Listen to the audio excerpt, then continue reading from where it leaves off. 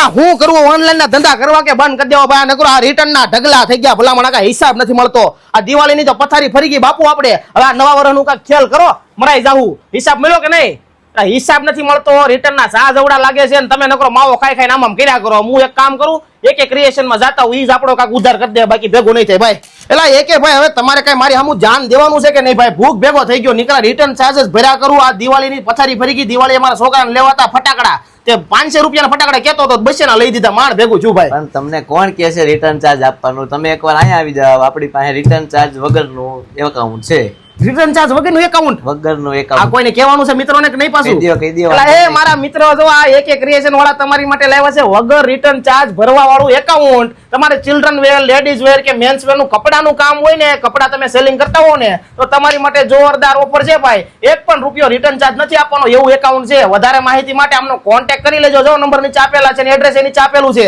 હાલો ભાઈ ગયા વર્ષની પથારી ફરી ગઈ પણ આ વર્ષે ભેગું કરી લેવાનું છે એમાં કાંઈ ન ઘટે હાલો મારા વાલા ખોલો આપણું એકાઉન્ટ